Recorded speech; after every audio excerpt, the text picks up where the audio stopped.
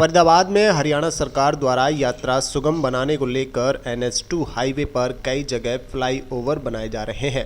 तो वहीं कुछ लोग इस बात से परेशान हैं कि उनके गांव से दूसरी तरफ जाने के लिए उन्हें रास्ता नहीं दिया जा रहा और इसी को लेकर सरकार और प्रशासन से रास्ता देने की अपील की है।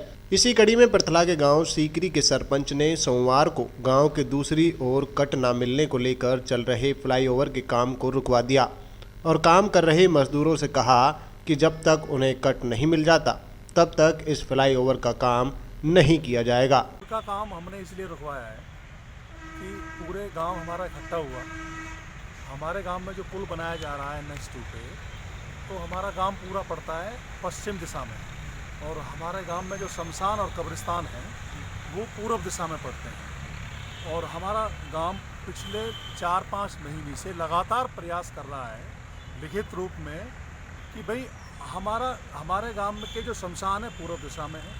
हमारे गांव में कभी भी कोई आदमी बुजुर्ग शरीर पूरा करता है या दुर्घटनावश जाता है तो उसके लिए हमें सुविधा के लिए जो छोटा सा कट प्रदान करें जिससे अंतिम संस्कार हम सुविधा से पूर्व दिशा में जाके अपने शमशान में कर सकें। कहीं ना कहीं सरकार अपनी मनमानी नहीं चला रही इस चीज़ को लेकर कि कहीं भी निर्माण हो रहा है। इस मामले में लग रहा है कि सरकार मनमानी, हम सभ्य तरीके से माननीय DC साहब के माध्यम से NHI के जो बड़े अधिकारीगण हैं उनके माध्यम से लिखित रूप में हम अपनी मांग उठाते रहे हैं, लेकिन हमारी मांग पे कभी ध्यान नहीं दिया। पूरे गांव में बड़ा भारी रोष है इस चीज़ को लेके।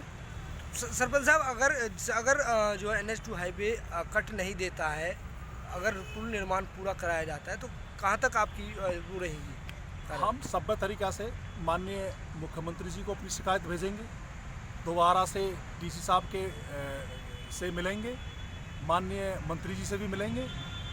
तो हम आपके माध्यम से भी उन अफसरान को ये अपनी बात पहुंचाना चाह रहे हैं कि हमारी बहुत जायज़ मांग है।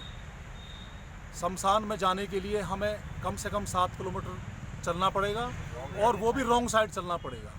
रॉन्ग साइड में जिस तरह से अर्थी को लेके हम जाएंगे उस दौरान भी कोई दुर्घटना घट सकती है। तो कहीं ना कहीं मानते हैं जब तक कटना नहीं मिलेगा, अगर कोई समाधान नहीं होगा, जब तक पुल निर्माण रोका जाएगा? जब तक पुल निर्माण रोका जाएगा हर संभव प्रयास करेंगे और हमें उम्मीद है कि भाई सरकार हमारी बात मानेगी। मेरा नाम राजेंद्र सिंह है। राजेंद्र जी, आज गांव के लोग इकट्ठे हुए हैं, किस मुद्दे को लेकर के हुए हैं? मेन मुद्दा ये है जी, जो NHI यहाँ पर जो अंडरपास बना रही है उसकी वजह से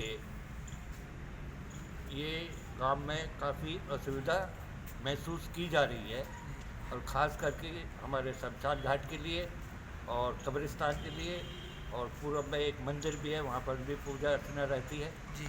और इससे सबसे बड़ी समस्या ये खड़ी होगी कि हमें कई किलोमीटर का अर्थी को लेके कंधों पर रख के और कई किलोमीटर का चक्कर लगाना पड़ेगा।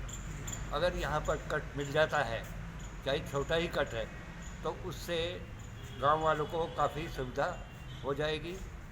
और दूसरा, इसमें यहाँ पर 2 सरकारी स्कूल भी हैं और एक प्राइवेट स्कूल भी है। बच्चों के लिए भी आने जाने के लिए सुविधा रहेगी। तीसरी ये बात है कि जो किसानों की ज़मीन भी उस पार है, किसानों को भी कई किलोमीटर का चक्कर लगा के अपनी ज़मीन में खेती बाड़ी के लिए जाना पड़ेगा और उन्हें भी काफ़ी असुविधा के साथ एक्स्ट्रा खर्चा भी उठाना पड़ेगा आने जाने में। और इसके लिए कई बार शुरू में भी जब DC प्रवीण कुमार थे और जब शुरुआत में भी इसकी मीटिंग शुरू हुई थी, उस टाइम में यहाँ पर भी इसके लिए प्रपोज़ल दिया गया था और ये आश्वासन दिया गया था भाई यहाँ पर सर्वे कराएंगे और इसके कट के लिए सुविधा प्रदान करेंगे।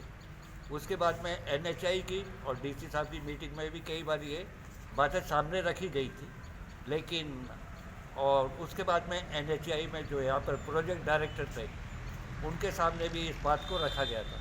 क्या मानते हैं कि सरकार की कहीं ना कहीं मनमानी चल रही है इस चीज़ को लेकर के, कहीं ना कहीं गाँव को परेशान किया जा रहा है, गाँव वासियों को? परेशानी की तो हो ही रही है अभी हर तरह से। जब सरकार सुन ही नहीं रही या हाईवे वाले या और प्रशासन सुन ही नहीं रहा तो परेशानी उठानी पड़ रही है अभी भी। अगर कट नहीं देता NH2 हाईवे या सरकार नहीं कराती तो क्या मुद्दे रहेंगे, क्या कहाँ तक पहुँचेंगे आप? उसके लिए तो फिर आगे के लिए सोचा जाएगा, भाई जाम लगाएं, अपनी बातों को निश्चित लोकतांत्रिक तरीके से पेश करें हम, और सरकार इसका समाधान निकाले।